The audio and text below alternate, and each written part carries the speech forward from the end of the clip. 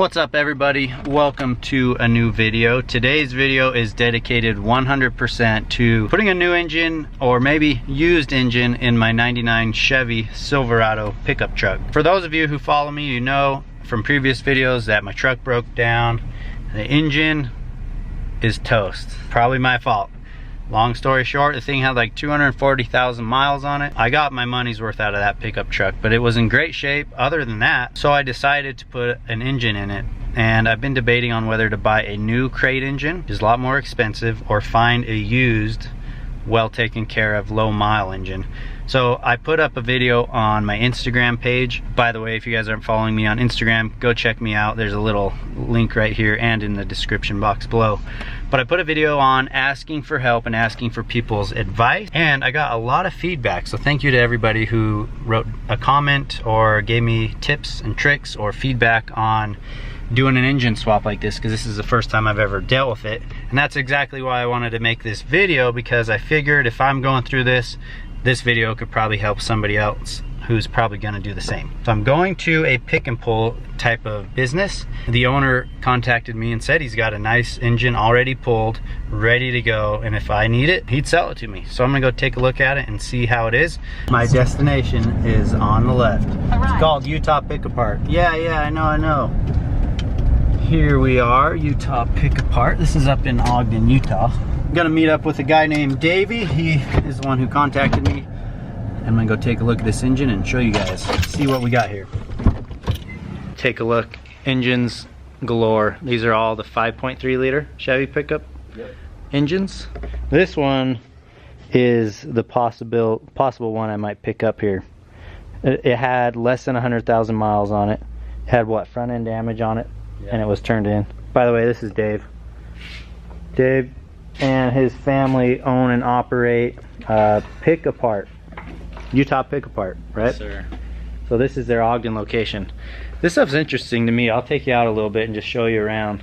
But these are the engines that they have, and they say they pull a lot of these engines because a lot of hot rodders use this 5.3 engine for hot rodding and rebuilding cars. So they have these ones that are already on the wood pallets or whatever, and then these ones are pulled. You just recently got these ones, right? Yeah, last Friday we plucked those out. Yeah, this is crazy, guys. I am not a mechanic whatsoever, so this looks like a lot of work to me. But apparently a lot of people buy these. These probably won't be here for very long. So yeah, this whole pick apart business is pretty interesting. I've been asking Dave a lot of questions. We've been chatting about the place and the whole operation and how like something like this works.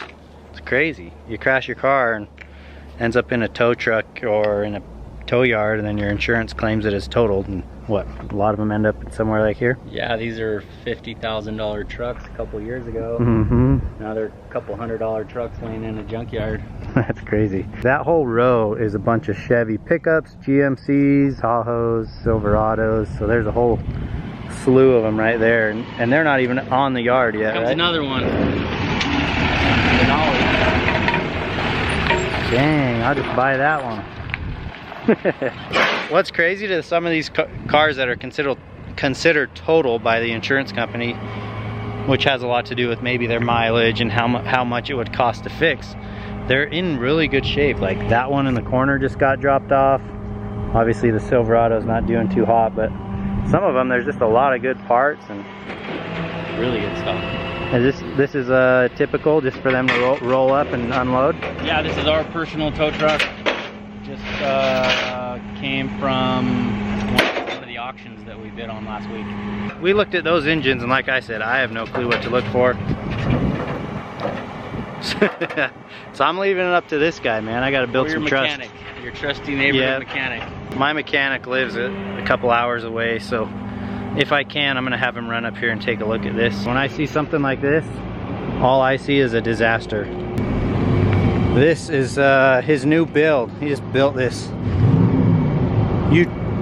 UTPAP, Utah Pick Apart. He's gonna take me for a spin.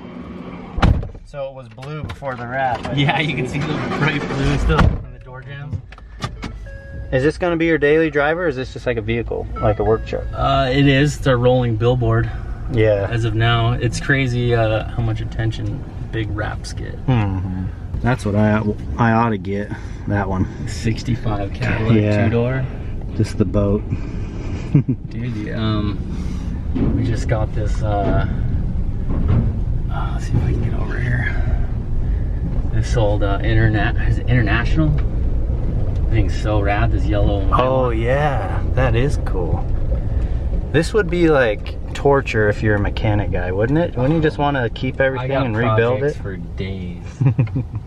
Those guys, that guy from Gas Monkey, now he has his own show. They just built like a King of the Rocks racer out of one of those. We got newer Dodges. Yeah, there's so newer many Fords. vehicles. And on this side of the yard, are they waiting to get... Yeah, paperwork processing. We have to get dismantler permits on everything.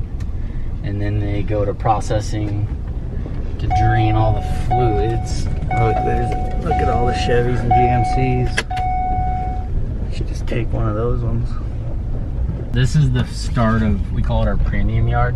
They're newer, nicer, more expensive cars that we don't necessarily let the general public just come in here and start tearing apart.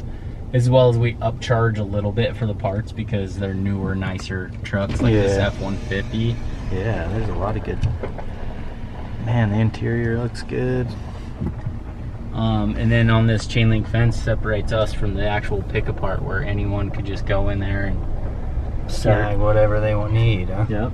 Fuel and oil on any... Antifreeze, Freon. It's all got to be properly disposed of, huh? Yes, that rack is our processing rack.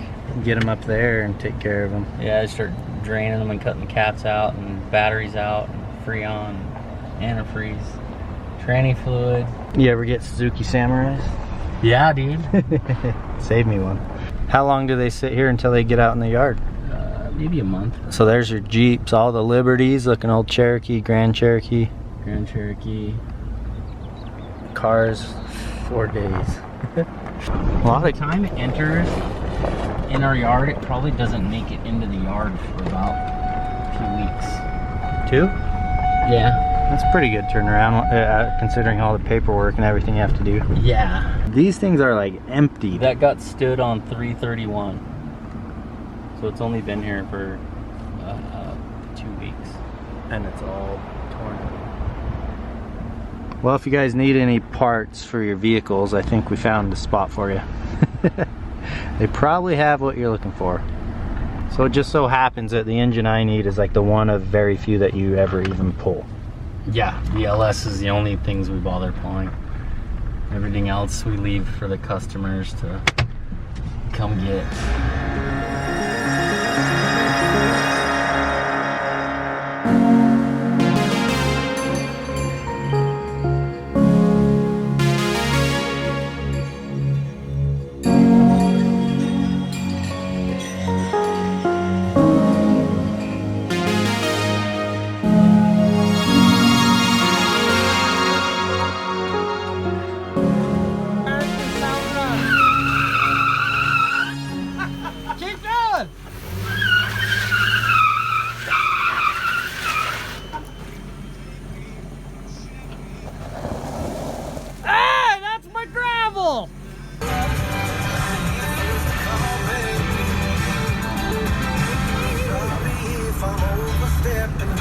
Alright guys, so at this point in the video, I've got my truck back. It's running strong. I used it quite a bit throughout the hunting season, and as I took it back to Dave just to kind of tune up a few small things, he decided that if I had time I should bring it to him because he wanted to fix the grill and maybe touch up a few things for me. So I gave him the green light, told him I'd invest a little bit more money to fix the grill and the things that had busted in the past during a time that I had actually hit an owl on the highway.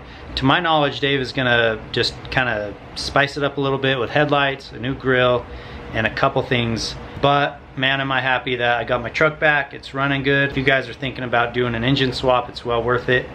I did get a great deal on the engine. I still had to buy a lot of new parts just as we were doing the engine swap and Ty was taking everything out. He suggested that I put new parts into it. So I got a whole list of parts. But I would say that I'm into this about 2,500 bucks, and to me it's worth it because I absolutely love this truck. Like you saw in the beginning, I've taken it everywhere, it's taken me everywhere, and I just wasn't ready to junk that thing. So I'm super happy that I have my truck back. But on the next video on this channel, I want to show you guys the new and improved version of my truck. I'm gonna go pick it up tomorrow. So I've got this video done, I'm gonna upload it tonight, launch it tomorrow, and then I'll upload the video right after so you guys can see part 2 of my engine swap. But again, thanks to Dave for hooking it up on the engine. Super great guy, and I'm absolutely thankful for him and his family service to find me a good, reliable engine. And also Chris, his mechanic, thank you for all your help. And Ty Banks is the mechanic who actually performed the engine swap. So huge thank you to Ty.